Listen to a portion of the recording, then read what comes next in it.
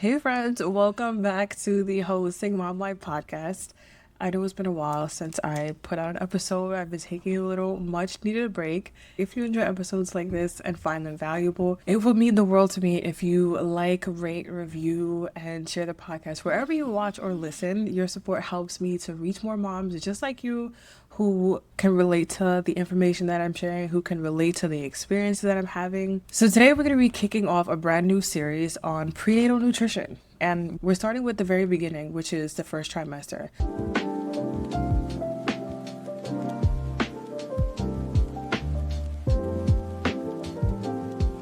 Pregnancy is a topic that I have always been obsessed with ever since before I gave birth.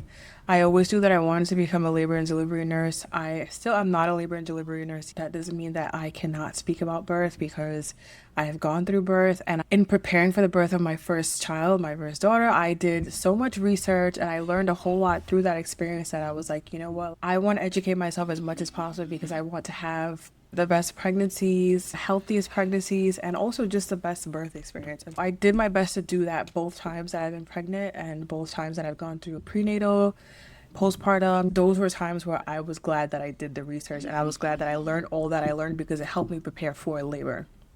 So that being said, if you've been dealing with nausea in the first trimester, if you've been dealing with food aversions, weird cravings, or just feeling totally, completely overwhelmed, this episode is for you, okay? I know the first trimester could be really hard for all of us moms. You're gonna experience that like extreme fatigue. You're gonna experience the food aversions most likely. And it's just, you have your up and downs. And let's be honest, those early weeks, they can be brutal. But you want to nourish your body, right? And sometimes the thought of food is actually going to make you queasy. You're not going to want to eat a lot of foods. And I've been chatting with a lot of friends, digging into this book that I've recently discovered called A Real Food for Pregnancy by Lily Nichols. I want to share with you guys some practical tips that actually work in real life. Obviously, it's always good to educate ourselves, but like, we want to know, we want to hear from people who actually put these things to the test, right? So one of the first things that I learned from the book is that hydration is your best friend, right? Hydration is always going to be your best friend, whether you're pregnant or not.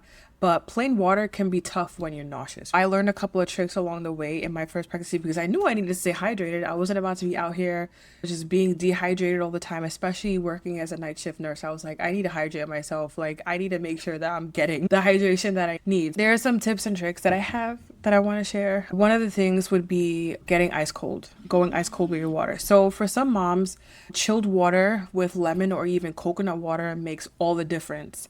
For some reason, I don't know if you're like me, but like for some reason, when it comes to drinking water while pregnant, not really the first time around, but like my second pregnancy, I couldn't stand the taste of water. But what really worked for me is making it really cold, right? Making it ice cold. If I'm not pregnant, I like room temperature water. I cannot stand having cold water when I'm not pregnant like my regular unpregnant self. But while pregnant, definitely drinking ice cold water is like something that I absolutely need. And so that's one of the tricks I would say is make your water ice cold instead of having lukewarm water. If you're like me, when you're pregnant, in your first trimester or probably into your second trimester, maybe your entire pregnancy, if you feel like you cannot stand the taste of water, maybe you have that like metallic taste in your mouth, make it ice cold. Drink ice cold water or ice chips in general. It will save your life. And then the other thing is also one thing that works for me really well was that might really help you is to add some lemon to your water, right? So first having ice cold water and then putting lemons in it. That is a game changer. If you really can't stand the taste of water. Seltzer. That was one thing I did a lot with my second pregnancy and it saved my life. I drank a lot of seltzer. Even my prenatal. My prenatal is a liquid, so I would mix the prenatal with seltzer water, and that would be like a nice little mixed drink for me.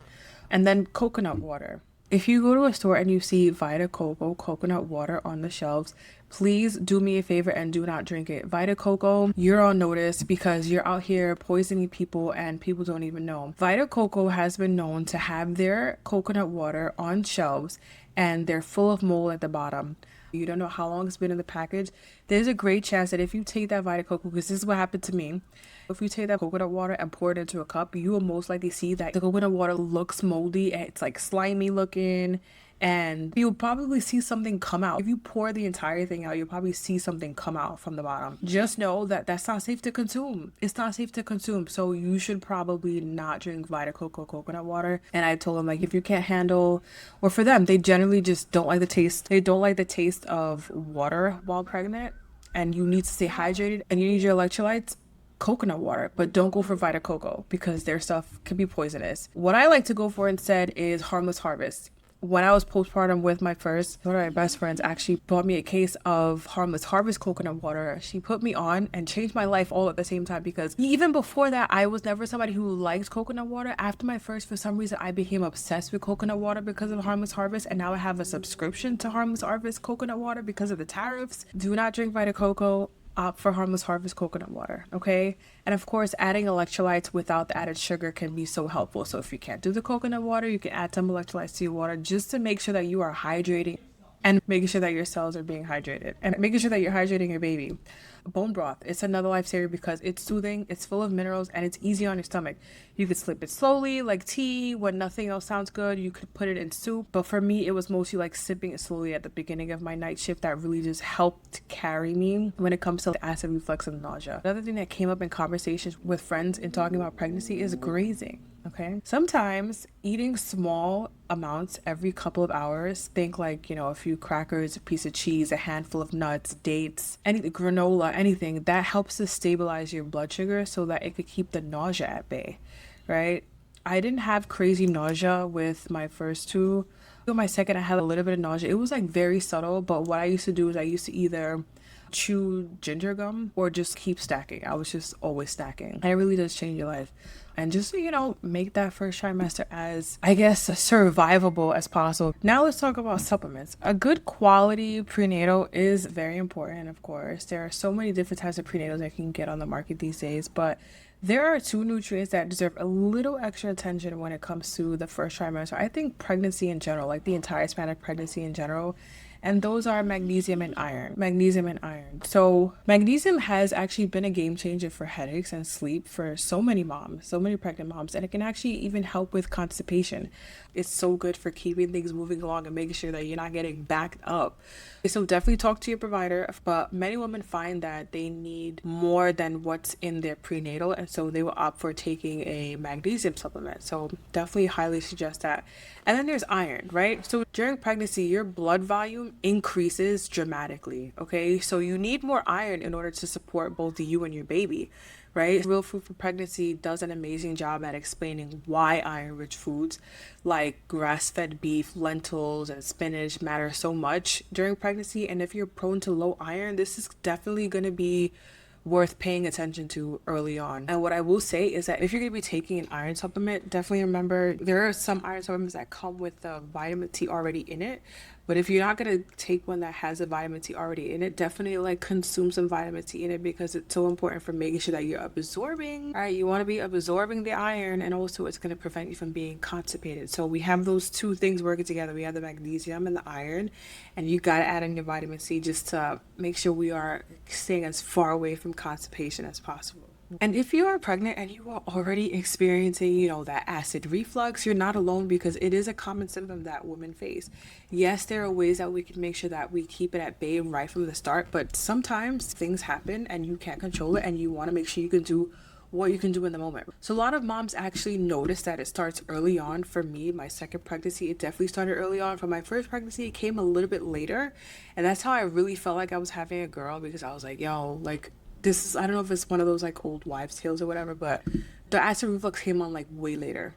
One tip from a friend that actually works is not to chug water during meals, but to instead sip it throughout the day instead. Bone broth can also be really soothing when the reflux actually starts. I know one of my friends, she's literally living on it because it really does destroy. I think she compared it to Pompeii and Mount Vesuvius. That's how ridiculous it was.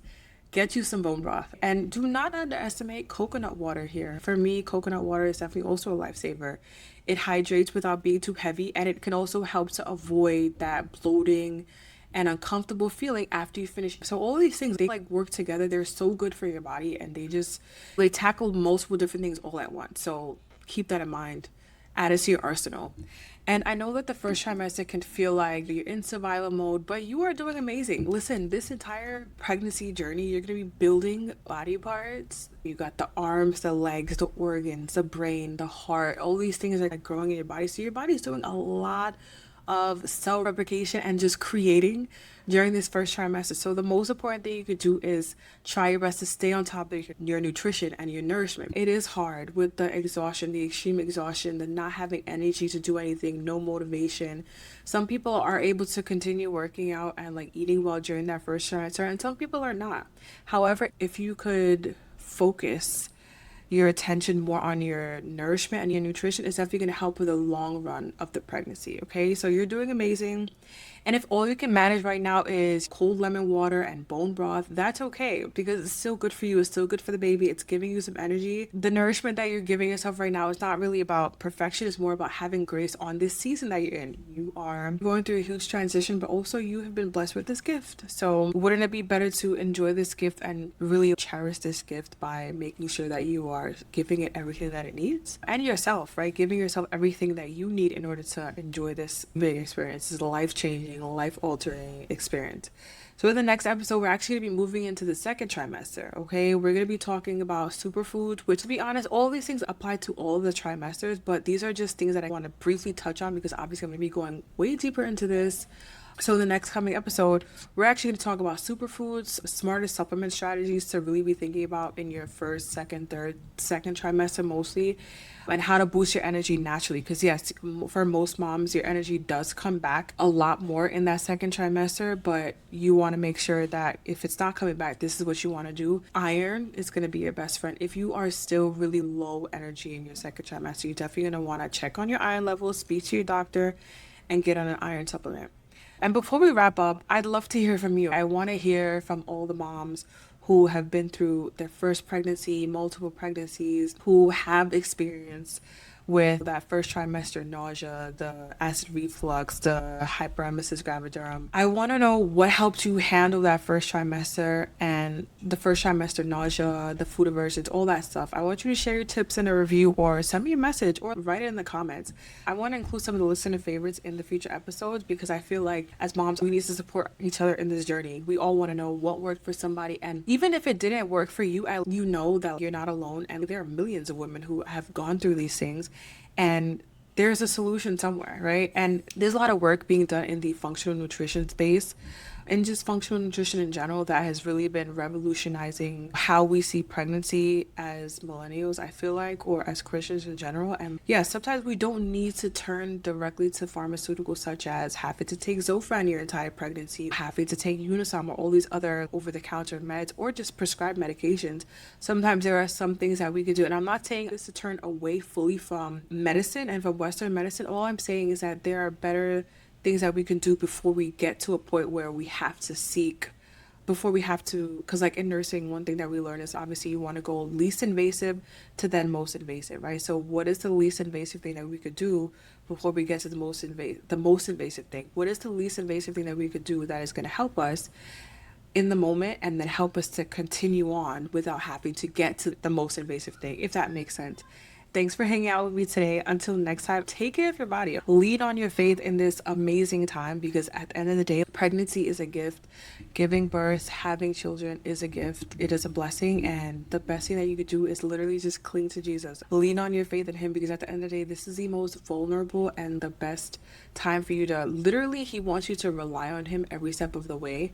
So just rely on him, okay? And just keep nourishing yourself. Keep nourishing your soul. Keep nourishing your body. And just stick with it. Once again, thank you so much for watching my podcast. Please be sure to leave a review or leave a comment. Let me know what are the things that have worked for you in that postpartum period, because I'm sure it can help another mom.